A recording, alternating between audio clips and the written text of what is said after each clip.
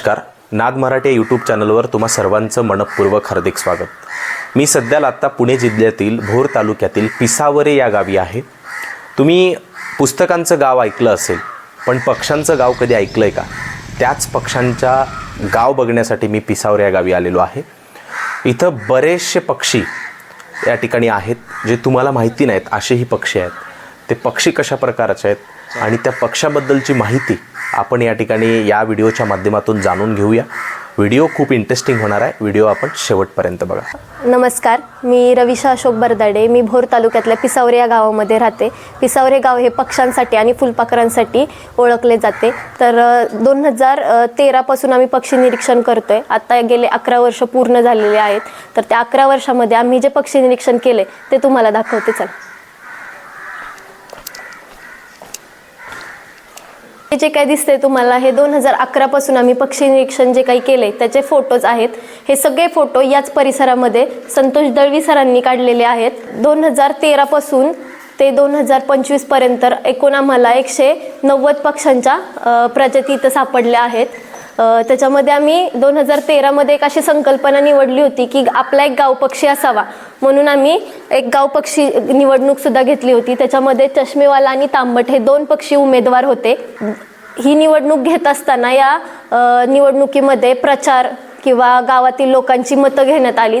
यामध्ये मुलांनी खूप सुंदर प्रचार असा त्या पक्ष्यांबद्दल केला. मग पक्ष्यांबद्दल प्रचार कसा करणार, तर त्यांचा आदिवास, त्यांच्याबद्दलची माहिती असणे किंवा त्यांचं घरटं कुठं आहे याबद्दल पोरांनी खूप सुंदर माहिती गोळा केलेली. त्याच्यामध्ये असं आम्हाला दिसून आलं की 2013 चष्मेवाला हा चीनचा राष्ट्रीय पक्षी आणि तांबट हा पाकिस्तानचा राष्ट्रीय पक्षी होता. त्यामध्ये थोडंसं प्रचार करताना मुलांचा असा कल गेला की एक वेळ चीन चालेल पण पाकिस्तान चालणार नाही, म्हणून चष्मेवाल्याला सगळ्यात जास्त मतं पडून चष्मेवाला हा आमचा गाव पक्षी झाला. हा एक राखी धनेश नावाचा पक्षी आहे. त्याचं काय आहे की जेव्हा त्याची फिमेल अंडी उबवायला बसते घरट्यामध्ये, त्याचं घरटं हे झाडाच्या डोलीमध्ये असतं आणि त्याची फिमेल जेव्हा अंडी उबवायला घरट्यामध्ये बसते तेव्हा जो मेल असतो तो बाहेरून पूर्ण घरट्याचं तोंड आहे ते मातीनं लिपतो आणि तिला फक्त अन्न प्रोव्हाइड करता येईल, अन्न फिडिंग करता येईल एवढंच फक्त होल ठेवत असतो. म्हणजे 1 रुपयाच्या नाण्या एवढं.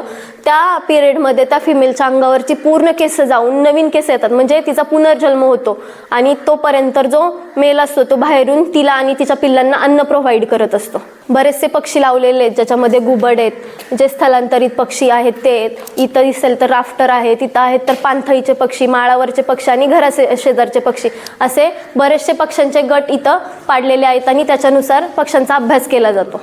पक्ष्यांचं गाव ज्यावेळेस तुम्हाला डोक्यात आलं किंवा ही संकल्पना ज्यावेळेस या शाळेने उभा केली, त्यावेळेस सुरुवातीला तुमचं काम कशा प्रकारे चाललं? सुरुवातीला जेव्हा पक्षी निरीक्षण करायला गेलो तेव्हा कावळा, चिमणी, पोपट, मोर सोडून हे दुसरे कुठलेच पक्षी माहीत नव्हते.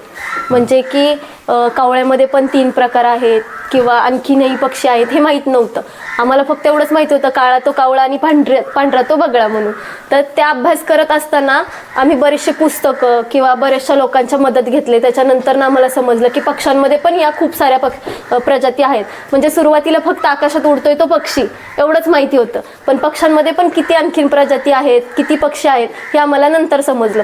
जेव्हा सुरुवातीला बर्डिंगला गेलो तेव्हा कावळा, चिमणी, पोपट, मोर हे पक्षी सोडून बाकीचे सगळे अननोन पक्षी आहेत असं लिहिलं होतं. म्हणजे की कावळ्यापेक्षा मोठा किंवा चिमणीपेक्षा छोटा, चिमणीपेक्षा मोठा, साळुंकीपेक्षा छोटा, असे सगळे लिहून आम्ही हे केले. त्याच्यानंतर बर्ड्स ऑफ महाराष्ट्र किंवा वेगवेगळे जे पक्ष्यांची पुस्तकं आहेत ती बघून मग आम्ही बऱ्याचशा पक्ष्यांच्या प्रजाती शोधून काढल्या. ज्याप्रमाणे माणूस किंवा एखादं लहान बाळ असतं त्याची आपण काळजी जसं घेतो, तसं एखादा तुमच्या गावात जर पक्षी जखमी झाला तर त्याची तुम्ही काळजी कशा प्रकारे घेताय? हो, म्हणजे कसं की एकतर फॉरेस्ट डिपार्टमेंट सोबत सुद्धा आमचं खूप काम चांगलं चालू आहे. फॉरेस्ट डिपार्टमेंट ही खूप चांगला सपोर्ट आम्हाला करतं. तर जेव्हा आमच्याकडे पक्षी एखादा जखमी येतो तर लोक सांगतात, आता पक्ष्यांबद्दल अभ्यास करतोय म्हणल्यावरती लोक सांगतात की इथं पक्षी पडलाय किंवा जखमी झालाय, त्याला शॉक लागलाय, असं बऱ्याचशा घटना दिसून येतात. तर त्याच्यामध्ये असं होतं की पक्षी जेव्हा आमच्याकडे येतो तर तो पक्षी एकच नसतो किंवा शांत नसतो, तो ॲग्रेसिव्ह बनलेला असतो. कारण की तो पूर्णपणे दुसऱ्या ह्याच्यामध्ये जातोय. तर त्याच्यामध्ये काय असतं की पक्षी कसे हाताळायचे, पक्षी कसे पकडायचे किंवा जे राफ्टर्स असतात त्यांना कसं हाताळायचं. तर त्यासाठी आम्ही एक छोटंसं सेशन घेतलं होतं डॉक्टर सतीश पांडे आहेत यांच्याकडून, की पक्षी कसे पकडायचे.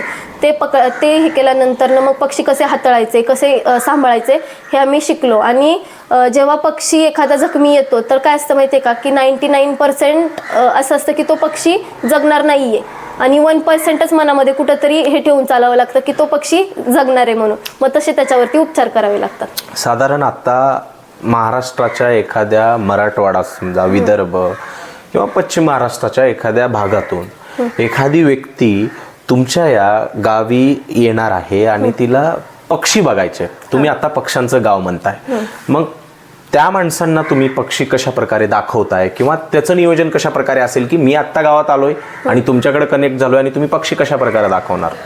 एकतर सुरुवातीला असं आहे की हे जे 190 पक्षी आहेत ते आम्ही एकाच दिवशी नाही बघितले.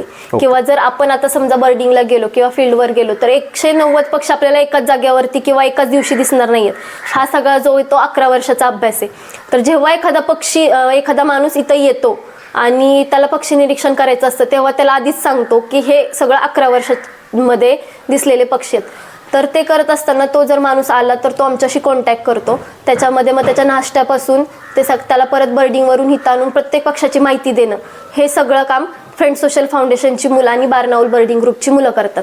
तर त्याच्यामध्ये पक्षी निरीक्षण करत असताना मग त्या माणसाला या निसर्गाबद्दल पूर्ण माहिती किंवा या परिसराबद्दल पूर्ण माहिती, त्या पक्ष्यांबद्दल पूर्ण माहिती ही त्या फ्रेंड्स सोशल फाउंडेशन किंवा बारनाऊल बर्डिंग ग्रुपच्या मुलांकडून दिली जाते. आपल्याकडं मोस्टली 3 प्रकारचे कावळे सापडतात. एक पाणथळीचा कावळा, एक ढोम कावळा आणि एक गाव कावळा. तर आपल्या इकडे लोकांना माहित नाही, म्हणजे आपल्या इकडे काय म्हणतात, जो पूर्ण काळा दिसतोय तो मेल असतो आणि जी अशी वेगळ्या कलरमध्ये म्हणजे राखाडी तर ती फिमेल असते. तर तसं नाहीये, वेगळे 2 कावळे आहेत. एक तो पूर्ण जो काळा आहे तो ढोम कावळा आहे आणि जी राखाडी मानवाला आहे तो गाव कावळा आहे, म्हणजे घराशेजारी आपल्याला सहज दिसून येतो. आणि हा जो आहे तो जंगल क्रो आहे, म्हणजे जंगलामध्ये किंवा मोठ्या मोठ्या कंपन्या असतात अशा ठिकाणी दिसून येतो. आणि तिसरा आहे जो पानकावळा, तो पाणथळीच्या ठिकाणी आपल्याला दिसून येतो. तर तुम्हाला हे पक्ष्यांचं गाव कसं वाटलंय कमेंटमध्ये नक्की सांगा.